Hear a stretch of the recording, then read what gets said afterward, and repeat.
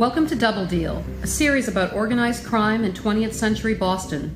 The stories of our central character, Richard Tchaikovsky, the criminals, the crimes, and the law enforcement officers who ruled the streets. Nina and I will be your guides through the darkest streets of Boston, telling you the true stories of criminals, crimes, and lies. Welcome back, everyone. This week, Nina and I are going to be discussing the FBI's Top Echelon Informant Program. Originally created back in 1961 by J. Edgar Hoover, it was first known as the Top Hoodlum Program. Hoover really seemed to love the word hoodlum. Tell me about it. The 302s from the 1950s and 60s are riddled with it. On March 14th, 1961, Hoover issued a letter to the SACs. Today, the press, television, and radio, along with the expressed interests of the administration, keep this phase of criminal activity in a position of prominence in the public eye. Certainly, we cannot relax even momentarily our efforts in combating the criminal underworld, including the prosecution of top hoodlums. The foundation from which we forge our attack must be kept strong and fresh, with a full flow of information from well-placed informants. All agents in conducting investigation of criminal matters should be constantly alert for development of new informants and new potential informants who may be in a position to assist us. The program was inaugurated on June 21st, 1961. Each SAC was charged with cultivating informants from the top tiers of organized crime. Quote, "It is mandatory that the development of quality criminal informants be emphasized and the existing program be implemented and greatly expanded. You are again reminded that the penetration and infiltration of organized criminal activity is a prime objective of the Bureau, and to accomplish this, it is necessary to give a renewed impetus to the development of quality criminal informants," unquote. Boston wasn't on the original list, but that soon changed, and this episode will focus on the informants and agents of the Boston field office in the 1960s, and the lives ruined and lost because of this so-called special program. But first, let's give an overview of the program itself. The SACs were instructed to, quote, "develop particularly qualified live sources within the upper echelon of organized crime." Each informant was given a code number when they were placed on the books, and each FBI office had their own set of numbers. BS for the Boston office, CG for Chicago, and so on. Then a number, 812, for example. Then either C for confidential informant or PC for potential confidential informant. When a source was made a top echelon informant, the letters TE would be added at the end of the sequence. For example, Vincent Teresa's number was BS 812CTE. That code was supposed to protect the confidential informants as the memos whizzed across the country between the various FBI offices. But as you'll see, that didn't work out in practice. In addition to the TE informant program, the FBI used electronic surveillance devices to listen in on conversations between organized crime leaders, including informants. As we mentioned in previous episodes, in 1962, the FBI placed wires in the headquarters of Raymond Patriarca and Jerry Angiulo. March 6, 1962 for Raymond's office, and July 1962 for Jerry's office. Each wire was given a code like a live informant would have, but an asterisk was placed at the end to mark the differentiation. Raymond's wire was BS 837-C asterisk, and Jerry's wire was BS 856-C asterisk. It was Special Agent Keough's responsibility to monitor and create the logs and 302s from the wires at Patriarca's. He was paid an annual salary of $11,415 for his efforts. At first, the full transcripts were sent to Hoover in D.C., but just after 6 days, Hoover issued an airtell. Quote, "You are authorized to discontinue submission of daily teletypes in this case, and in lieu of same, submit summary type airtells on Tuesdays and Thursdays of each week. This case is to continue to receive full-time attention, and every effort must be made on a daily basis to develop any criminal violation which Patriarca is committing or has committed with any relevant statute of limitations period." End quote. The same directive was handed down from Hoover concerning the wiretap at Jerry's office later that same year. On December 8, 1963, Hoover sent another airtell to the Boston SAC. Quote, "Boston should submit a weekly summary airtell to the Bureau setting forth information obtained from this source and a verbatim transcript of any significant data specially set out," end quote. In the future, your airtells setting forth the information received from BS 856C asterisk can be set out as you would information received from a regular informant. By doing so, it will not be necessary to submit your communications as a JUN email, and the information can be filed in the regular case file. I still feel bad for Keough having to listen to that nonsense day in and day out, but I can't tell you the number of times I've wanted to scream at him from beyond the grave for overcomplicating the whole thing. In some of his reports to Hoover, he would pretend like he had 12 different sources, BST1, BST2, and so forth. But when you got to the end of the report and saw the key, it turned out that all 12 sources were just the wiretap. It also appears that Keough was inserting intel from live sources, specifically Vincent Teresa, and passing it off as being from the wiretap. Have I mentioned recently that intel laundering should be a crime? Yes, you have. Okay, I'll spare you another tirade. These special informants were only useful if their identities remained a secret. They weren't required to testify or wear a wire. Most were given immunity to commit illegal activities such as drug dealing, bookmaking, loan sharking, and fencing stolen items, but they were not sanctioned to commit acts of violence and murder, at least on paper. But there was also a don't ask, don't tell policy in place that allowed more than a few serial killers to roam the streets. I'm sorry, but you can't tell me that guys like Jimmy Flemmi and Joe Barboza weren't serial killers, and I won't even get into Whitey, Stevie Flemmi, and Johnny Maturano. Literally a license to kill. Tell us who the first TE was in the Boston office. The first TE informant in the Boston office was Vincent Teresa, BS 812-CTE. If you've been listening in recently, you know I am less than a fan of Vinny's. The court-martialed Navy cook fancied himself to be a walking encyclopedia of organized crime in New England. To add to the list of Vinny's, let's say, qualities, he was also a degenerate gambler. If it wasn't for Vinny's uncle, I doubt he would have been much more than a court-martialed cook and thief. Vinny's uncle was Joseph Lombardo's driver. The story goes that Dominic Teresa saved Joe Lombardo, and Joe was grateful so grateful that he gave him a job. That sounds like another one of Vinny's tall tales. That being said, in the 1930 census, Dominic Teresa did report that he was a chauffeur, so at least that part of the story might be true. But I'm pretty sure Joe Lombardo was perfectly capable of taking care of himself. Maybe it was Uncle Dominic who escorted Joe to the police station when Joe turned himself in after the Guston gang murders. The Teresa family had all lived in the West End since at least 1911, Vinny's grandmother, his aunts and uncles, and cousins. My family's neighborhood. I know you want to torment me and tell me that my aunt's father-in-law's cousin's kid was married to Vinny's aunt.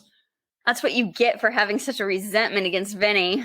I have another twisted connection to Vinny too, but that has to wait until season 2. Do you want to tell us anything else about Vinny's family before we move on? Vincent Charles Teresa was born on the 28th of November, 1929, the oldest child of Charles Teresa and Mary Calligaro. Vinny was named for his deceased grandfather, Vincenzo Teresa, who had come to the United States from Termini and Moressi, Sicily in 1891. Vinny's mother's side was a bit harder to track down, but I believe that they were from Calabria. Let's move on to Vinny's crimes. Vinny was arrested in September 1958 for conspiracy to violate the Small Loans Act. 20 secret indictments were handed down to 10 men. The statey said that the accused had bilked more than $500,000 in exorbitant interest rates and forced many of their victims into crimes to pay their debt. Cornelius Crowley was the officer in charge of the case. You might remember him from episodes 8 and 10, as he was the arresting officer twice in Dad's cases. In December, Vinny pleaded guilty to the conspiracy charge, but that same day, the Boston Globe reported that the judge allowed him to change his plea to innocent. Bail was continued at $5,000 and he was freed. I suspect he made a deal to feed information to the feds in exchange for his release. He might not have been assigned a CI number at that point, but he was probably giving them information off the record. But what drove him to become a CI? His father, Charles Teresa, died in January 1962, so maybe that influenced his decision. According to Vinny's memoir, Jerry was pissed off at him after he beat up a Gambino capo named Joseph Paterno, who was based out of New Jersey. Paterno went crying to Jerry, and Teresa was called to a sit-down. Vinny claimed that Jerry had always hated him and wanted to use the beating as an excuse to whack him. He claimed he was living in fear for his life until Raymond intervened on his behalf. We'll never know the real reason, but it is also more than likely that Vinny was a paid informant throughout the 7 years he served as a CI. Yes, he boasted about how much money he earned and how much was stolen from him by Raymond, but to describe those claims as hyperbolic would be a huge understatement. The reality is that Vinny was officially feeding info to the feds for more than a year before Valachi testified at the McLaughlin hearings in October of 63. And given his number in relation to the other numbers in the Boston office, I actually think it was closer to 2 years. After listening to those recordings and researching Valachi, I believe that the feds told Valachi what to say from the info they had gleaned from the wiretaps and other CIs. They used him as a vehicle to get their message out to the public and feed the fear monster. I agree. How is it possible that this relatively low-ranking soldier had such a wealth of information, not just about on a local level, but on a national one? Not realistic. Back to Vinny's statements. The first 302 we could find with information provided by Vinny to Special Agent Keough was from September 20th, 1962, when he reported that Jerry Angiulo was made boss of Boston. The next 302 was from November 29th, 1962. He provided the feds with a detailed outline of Italian organized crime. In that 302, Vinny claimed to be the grandson of a Don from Palermo and said that that was the reason he knew this information. Another likely tall tale. As I said, Vinny's Sicilian grandfather passed away more than a decade and a half before he was born. Vinny's maternal grandfather was not Sicilian and had abandoned his family about the same time that his paternal grandfather died. Nevertheless, Vinny provided details to the feds about what qualified a man to be made. The candidate would have to have performed an outstanding act and have the proper temperament and be trustworthy. The man would be proposed and voted on before being inducted.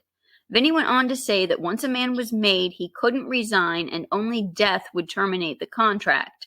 A Don had to be Sicilian, but Italians could be made. That brings me back to Raymond and Jerry. How were they bosses? They weren't Sicilian. I know. That's why I still think that the old-timers, Filippo, Lombardo, Modica, and Nene, put them both out in front to be a lightning rods and take the hits. Vinny went on to list the Dons as follows: Filippo Brucola, Joseph Lombardo, Joseph Peppino, Joe Modica's honorific, Anthony LaMattina, Frank Cucchiara, Anthony Della Russo, and Frank Morelli. We introduced several of these men in episode 11. Vinny said Raymond represented Filippo when he was in Italy, and Jerry represented Raymond in Boston. The made men were Anthony Sandrelli, Ralph LaMattina, Niccolo Gizzo, Michael Rocco, and Henry Salvatella. Vinny also gave information on Vito Genovese of New York and Frankie Carbo of Baltimore. The info he gave on Genovese was sketchy, and Frankie Carbo wasn't the boss of Baltimore. When questioned about Peter Limoni, Vinny said he worked for Jerry but didn't believe he had been made yet. At least Peter Limoni was actually Sicilian. Well, he needed one in the bunch. As we mentioned in last week's episode, Vinny was informing on Pro in 1963. The first date we could find was November 4th, 1963, when he said that he believed Albert, Giorgio, Billy Aggie, and Pro robbed the Boston 5-cent savings bank. Then on December 2nd, he said he believed Billy and Albert held up the Suburban Trust Company. He referred to Pro as Reno and asked the feds not to look into him as Pro would know he gave him up.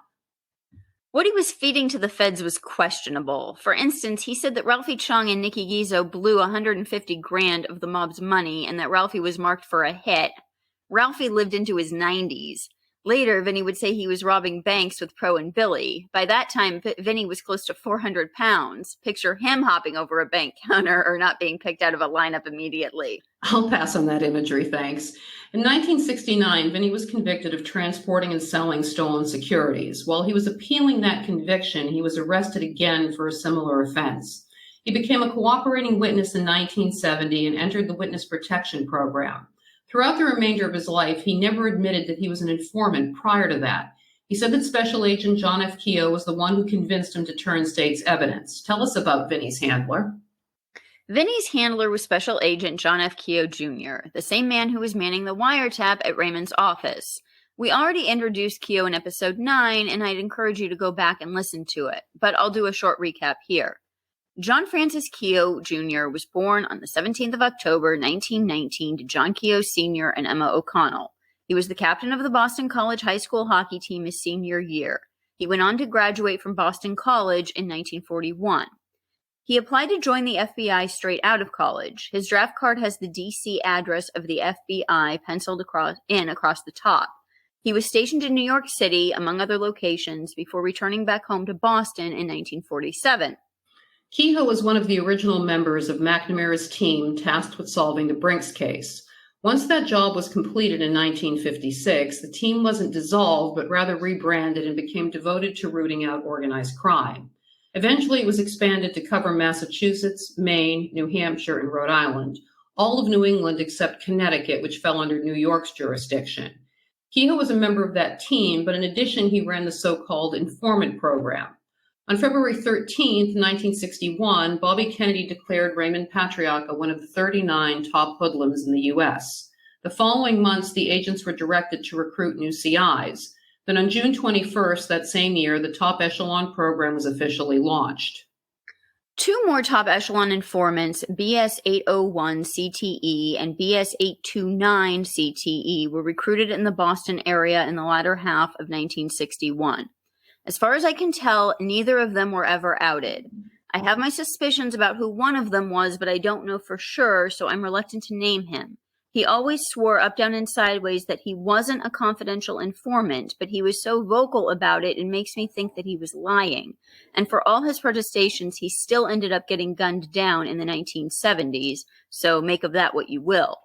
There is one other top echelon informant who was recruited as a CI much earlier than 1961 that I just want to touch on briefly. BS 670 CTE was informing on activities in the Federal Hill neighborhood of Providence at least into the late 1960s. This person was never outed either, and I keep going back and forth on who I think it is, but we will be bringing all three men back later when we talk about Federal Hill.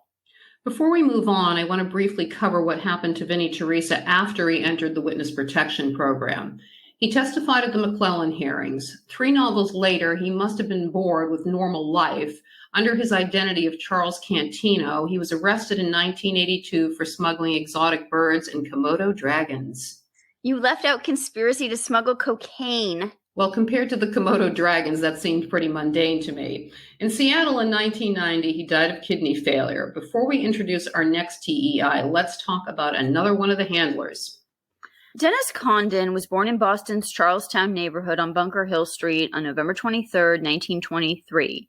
He was the youngest son of Dennis Condon Sr. and Nora Haggerty. His father, a Boston fireman, had passed away in 1937. Another Boston College graduate, Dennis was a lieutenant commander in the U.S. Naval Air Corps and served aboard the USS Siboney in the Pacific Theater at the tail end of World War II. He became an FBI agent on January 29, 1951, just 1 month before H. Paul Rico did. His first assignment after training was the Philadelphia office, beginning March 28, 1951. He worked there for 10 months. He did a brief 3-month stint in New York, before returning home to Boston on April 11, 1952. Condon's specialty throughout the 50s seems to have been catching serial escapees. There's one story where he catches a 25-year-old woman who had escaped from the women's reformatory at Framingham on 4 previous occasions. Intriguingly, she managed to be out on her own for months at a time before the FBI caught up with her. When Frank Martin Feeney and Russell Halliday escaped from Norfolk Prison in the summer of 1954, Condon was the FBI's representative in court. The other law enforcement agencies waived jurisdiction in favor of federal prosecution. You can listen to that story in our Thanksgiving bonus episode. By the beginning of the 1960s, Condon began handling CIs. Another mystery informant who was reporting to Condon, BS 1159 PC, became a TE in 1970. In total, it appears that he was a handler of at least 6 of the TEs in the Boston office and many other PCs and CIs. On February 23, 1963, Condon received a $150 cash incentive for his contribution to the establishment of highly confidential informants in the FBI's effort to take down Jerry Angiulo. That's just after the wire at Jerry's office was officially approved, and Condon was given the additional responsibility of that device. On January 25, 1965, Condon received a $150 incentive award for his outstanding work investigating and apprehending Georgie McLaughlin, who had been on the lam for the Sheridan murder.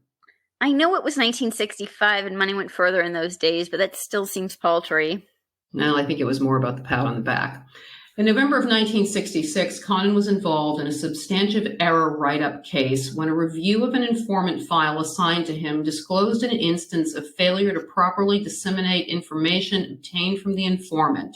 An informant had reported that an individual who was a suspect in another FBI case had a machine gun in his possession and was, quote, crazy. Condon didn't send this information to the Treasury Department. Condon said that he had inadvertently failed to follow the proper protocol because the suspect was under active investigation by the FBI. No administrative action was taken against him. March 31st, 1967, Condon received an excellent rating for how he handled complicated matters. He was said to be enthusiastic and showed a great interest in the Bureau's work. It further stated that he, quote, had outstanding knowledge of the hoodlum and gambling element in the Boston area and is considered to be an outstanding investigator, end quote. According to the review, Condon was not interested in administrative advancement. Although there is much more to tell about Condon, we're going to move on for now. The next TEI we're discussing is Vincent Jimmy the Bear Flemmi, good old BS 919C. Remember that one of the qualifiers for being a TEI was being a serial killer, and I'd say Jimmy qualified under that moniker. Vincent Flemmi was born on September 5th, 1935 to Giovanni Flemmi and Mary Irene Misserville. He and his brothers Stevie and Michael, who would go on to become a cop, grew up in Roxbury. Jimmy's record dated back to 1949 when he was still a juvie. Then in 1953, he was sentenced to 18 months in the House of Corrections on robbery charges. But by 1954, he was out again and once again arrested for assaulting 2 Navy officers. He was sentenced to 2 years in the Dedham House of Corrections, but he didn't serve the full term. In December of 56, he was picked up for robbing a credit union. The following month, Salvatore Mesti was also arrested for that robbery. If you listen to episode 8, you might recall that Mesti was convicted along with Richie in the DeSisto home invasion. Once Jimmy arrived in Walpole, Mesti was disfigured and blinded in an acid attack. Although Jimmy was never tried for that attack, nor was anyone convicted, the odds that it was Jimmy who attacked Mesti are pretty high, especially considering Jimmy's track record of violence both in and out of prison. In July of that year, Jimmy attempted to escape from custody, but that was a flop. On October 12th, he was sentenced to 10 years in state prison. In June of 1960, Jimmy was charged with stabbing to death a fellow inmate, 30-year-old Raymond Gabriel, only to be acquitted in March of 1961. Talk about a mistake. Not long after, Jimmy was back on the street. On March 27, 1964, Jimmy claimed that he found Andrew Pappas stabbed and dying in the gutter on Dudley Street in Boston. On May 4, 1964, Francis Regis Benjamin was beheaded by Jimmy. In September, Jimmy was shot in the leg in Dorchester. 2 months later, Jimmy was targeted to become an official CI. This was after Condon was reporting in 302s regarding informant statements that Jimmy had cut off Francis Benjamin's head, threatened to kill Teddy Deegan, and bragged that he only wanted to kill as it was easier than robbing banks. The informant also stated that Jimmy felt he could become the #1 hitman in the area and intended to do so. Like you said earlier, the man was a serial killer. In a letter to Hoover from the Boston office dated June 4th, 1964, he was advised that Jimmy was a suspect in a number of gangland murders and told an informant he planned to be the #1 hitman in the area. Shortly after, the feds began grooming him as a CI. On September 28, 1964, Jimmy blinded an unnamed man with an unknown substance. The information was provided to Rico and noted in a 302 dated October 8, 1964. Later, that same informant told Rico that Jimmy still wanted to kill Teddy Deegan.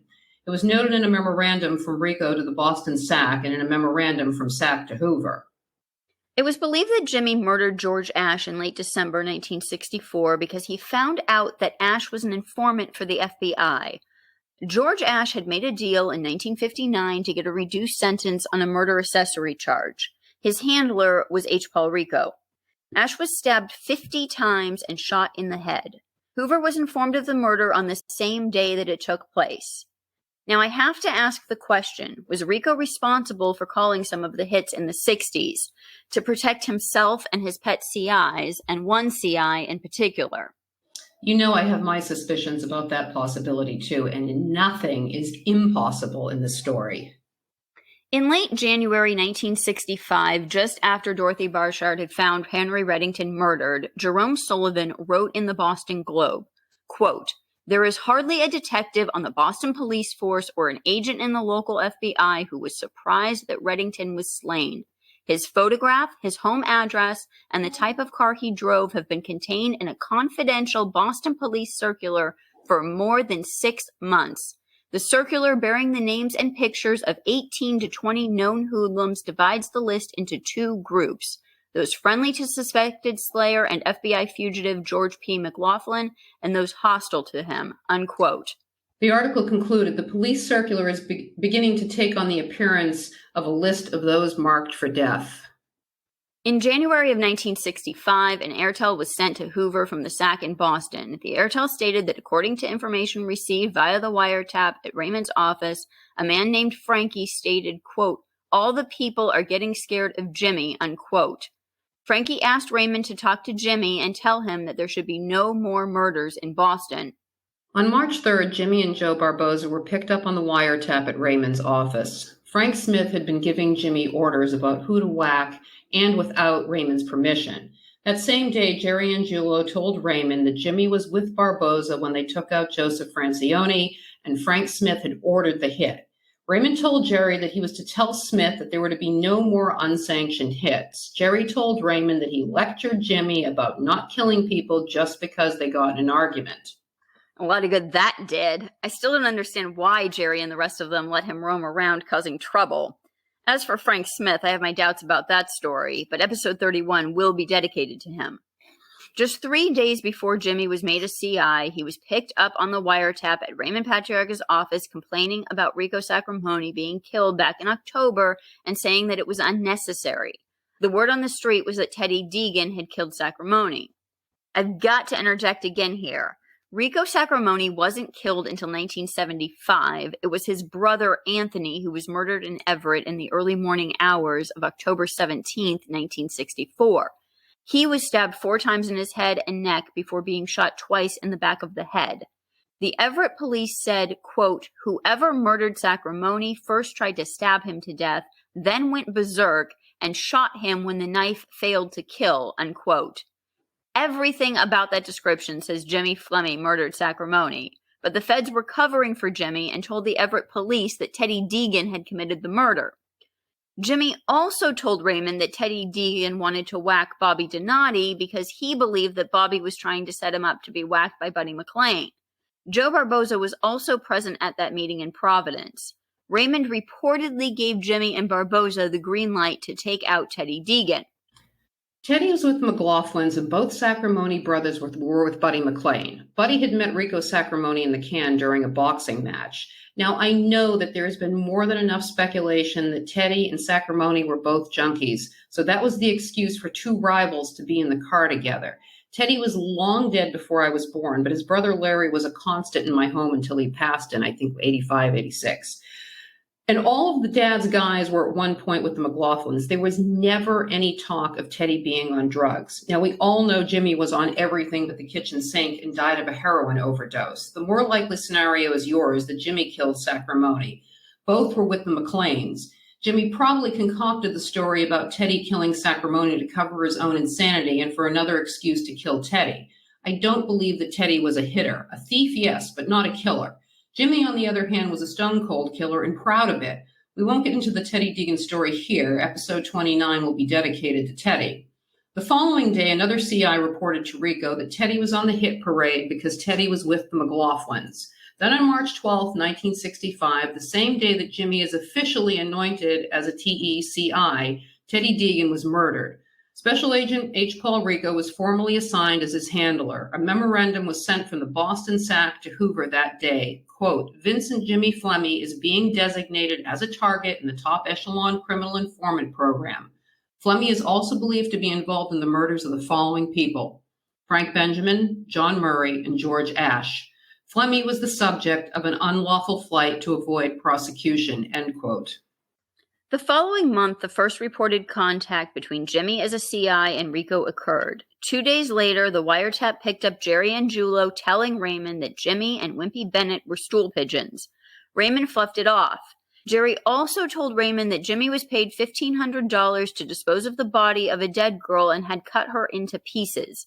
He also reported that Jimmy was bragging that he was friendly with Detective Billy Stewart of the Boston Police Department, the same Stewart that Wimpy Bennett had, quote, a relationship with. We have not discussed this previously. At some point, it's unclear when, Boston Police Detective Billy Stewart and Wimpy Bennett linked up. Stewart became a cop in 1954 and was mostly doing welfare fraud cases in the late 50s. The story is that Wimpy was informing to Billy Stewart, but Wimpy was also using the detective for protection.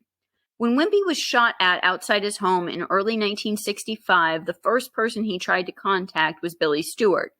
The detective wasn't available, but Wimpy let the cops know that he knew who had shot at him. This story does not seem to have made the newspapers, but it didn't need to. Jerry had his own source at the BPD, and he was happy to play messenger and head to Providence in his truck and let Raymond know. Raymond later reportedly said that, quote, anyone who would call upon law enforcement to help them when they have a problem has got to be a stool pigeon, unquote. He also said he didn't want to believe it because Wimpy had once done him a favor years before. Jimmy and Rico met again the day after Jerry informed Raymond that Jimmy was a stool pigeon. Then on May 3rd, Jimmy was shot again, this time by two men with shotguns. He was on his way to meet Joe Barboza. Earlier in the day, Jimmy was picked up on the wiretap at Raymond's being questioned about his relationship with Stewart. The wire also picked up Raymond giving Jimmy the okay to whack Frank Smith. 2 days later, Joe Barboza and Ronnie Cassesso were back at Raymond's office, this time asking for permission to take out Sammy Linden, whom they claimed was financing the McLaughlin gang. They included Jimmy, who was laid up in the hospital bed in their pitch. Flashback to March of 1963, the wiretap at Jerry's Angiulo's office at Jay's Lounge picked up him saying that Ronnie was a rat. Jerry thought everyone was a rat, but between the wire at Raymond's and the wire at Jay's Lounge, the feds knew everything Jerry was saying. Yapping like an old woman. Joe Lombardo himself intervened on Sammy's behalf. Lombardo was evidently extremely angry that Ronnie Cassesso and Barboza were associating with Jimmy Flemmi. Lombardo told Tamilio that he was to tell Jimmy and Barboza not to touch Sammy. On June 8, 1965, Rico told Flemmi that he could only provide information to the FBI and only receive payment from them. Obviously, the comments on the wires about Jimmy talking to Billy Stewart ruffled some feathers. Jimmy stated, quote, I'm willing to aid the Bureau as I can help put away the individuals who attempted to kill me, unquote. The following day, another memorandum was sent from the Boston SAC to Hoover. It once again listed out the murders Jimmy had committed, but in a few months' time, that list had grown. It read Frank Benjamin, John Murray, George Ash, Joseph Francione, Edward Teddy Deegan, and Iggy Lowry. That memo also noted that Jimmy was convinced that it was the McLaughlins who tried to kill him.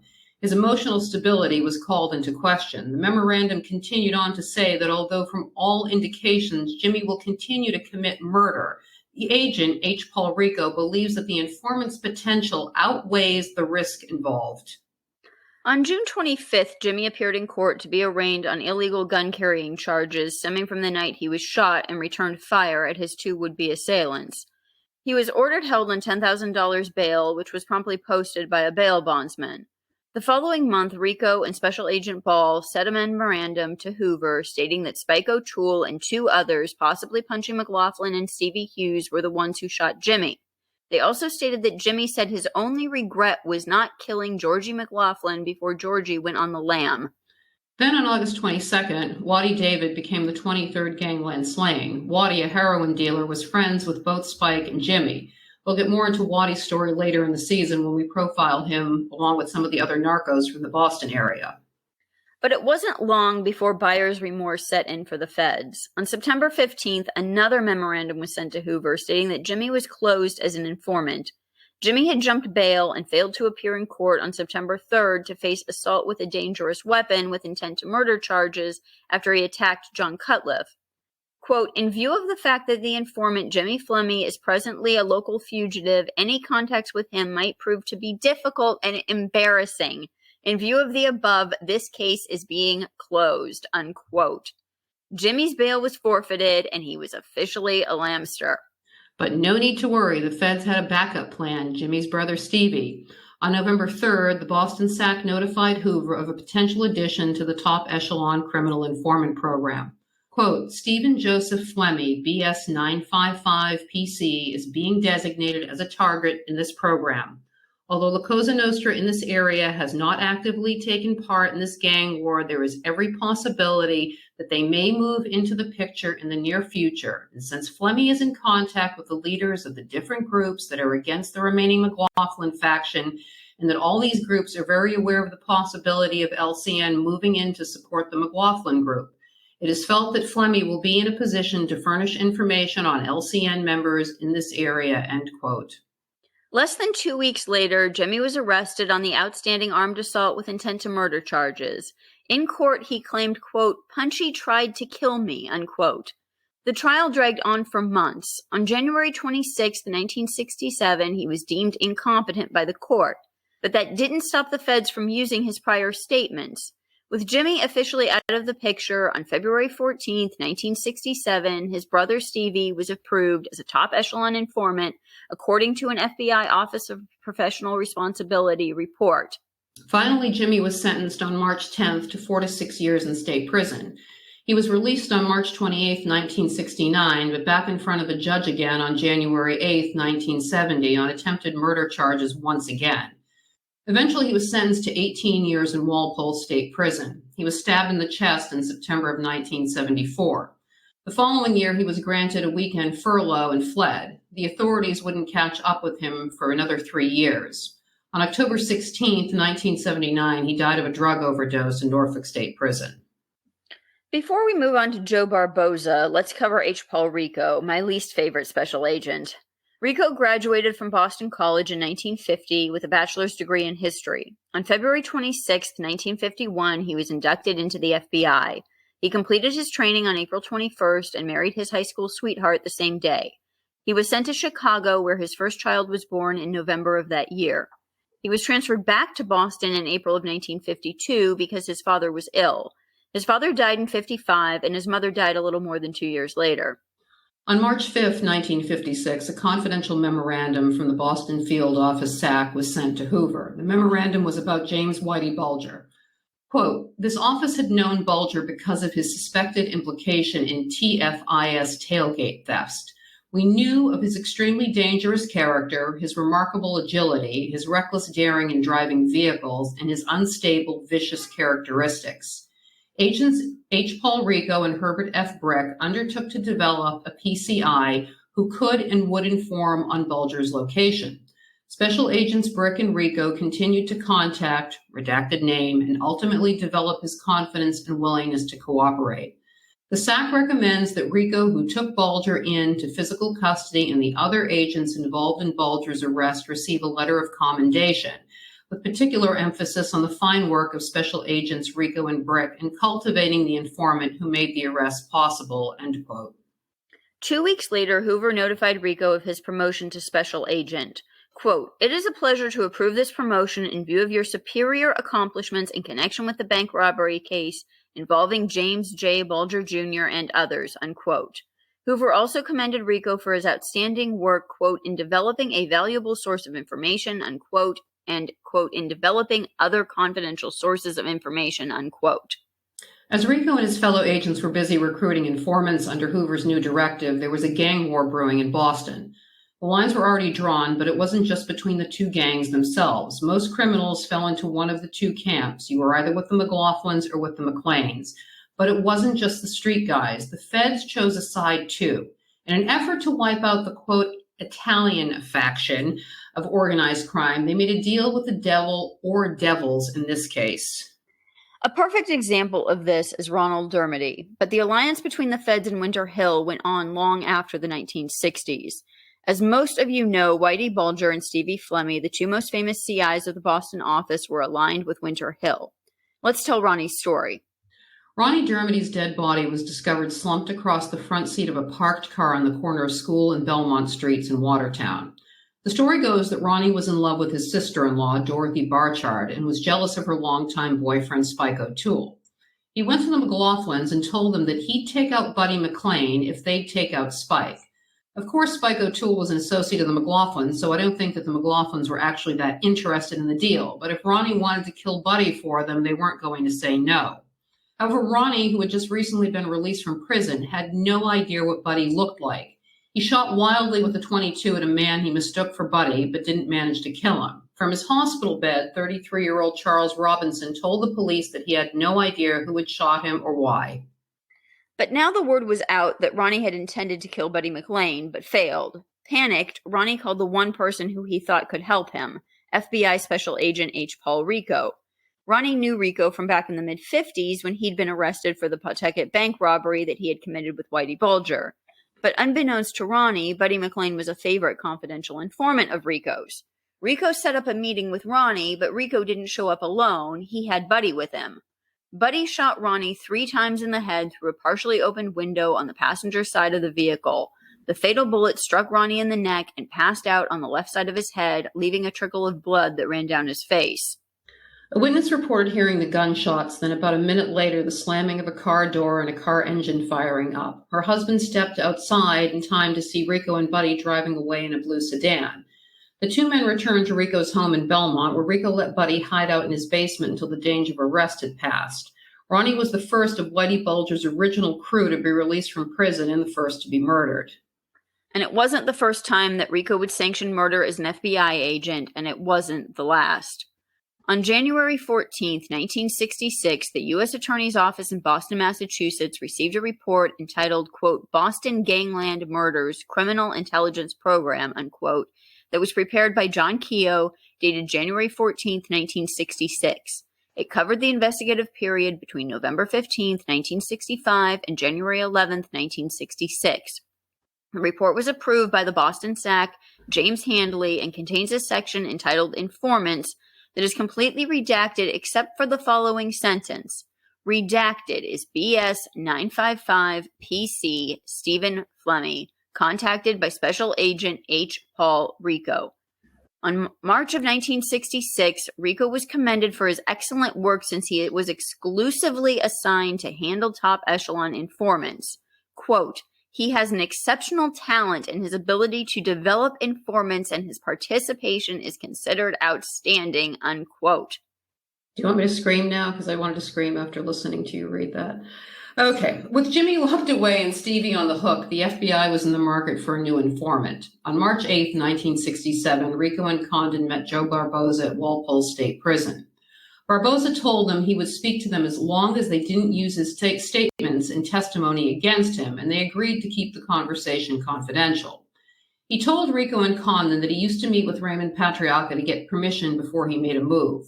Barboza made statements that he was going to kill several people who killed 3 of his friends, Tommy DePrisco, Arthur Tash Brazos, and Chico Amico, and that they stole $70,000 from him. Barboza stated that he knew what happened in practically every murder that had been committed in the area.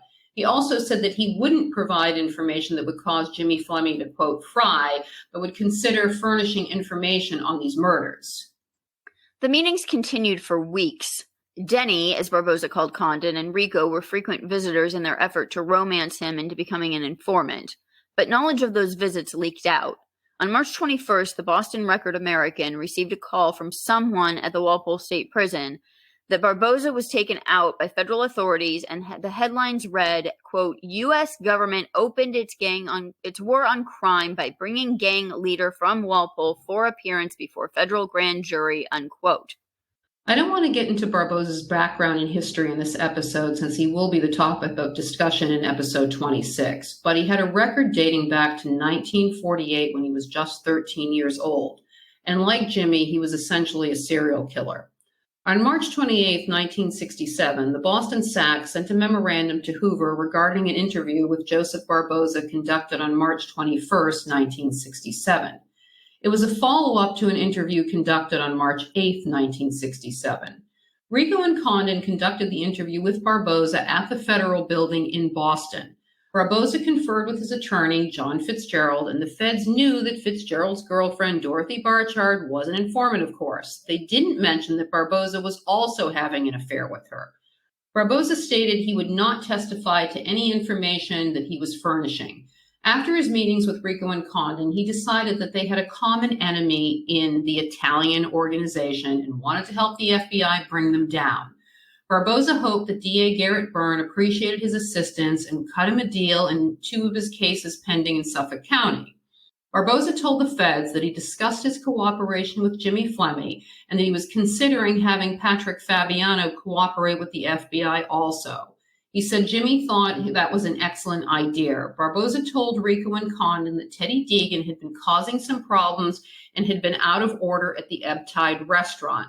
The heavily redacted document stated, quote, "This office is aware of the distinct possibility that Baron Barboza, in order to save himself from a long prison sentence, may try to intimidate Fabiano into testifying to something that he may not have been a witness to," end quote. Barboza's plea for leniency fell on deaf ears. On April 24, 1967, he was convicted for unlawfully carrying a weapon and a dagger in a motor vehicle and sentenced to not more than 4 to 5 years for the first charge and 4 to 5 years for the second charge. Both sentences were to be served concurrently. But Rico and Condon didn't stop visiting Joe, seeking his continued cooperation. Then on July 3rd, Rico and Condon were once again given a $150 bonus. It was noted that Condon received accolades for his handling of TEI's BS 868 CTE, BS 954 CTE, and BS 955 CTE. 2 days later, Barboza was transferred into protective custody at a secret location.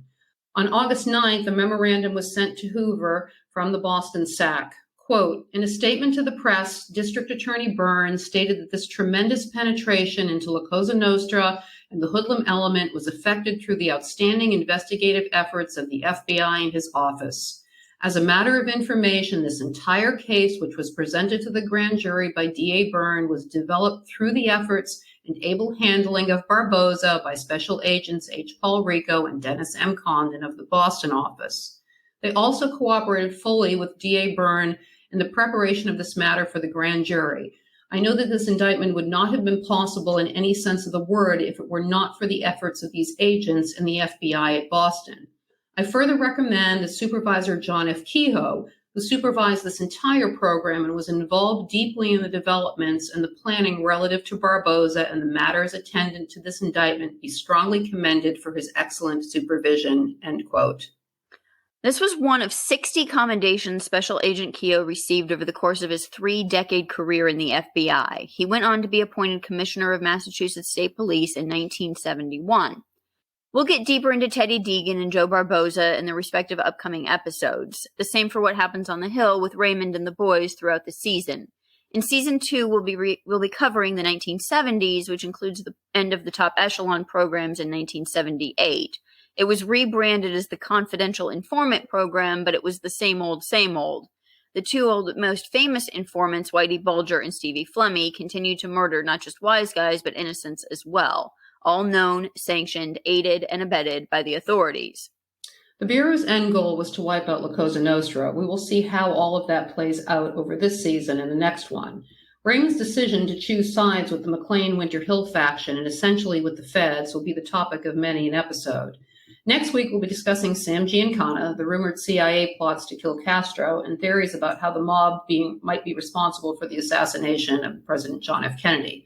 Please subscribe, share, and leave a review. Bye. Bye.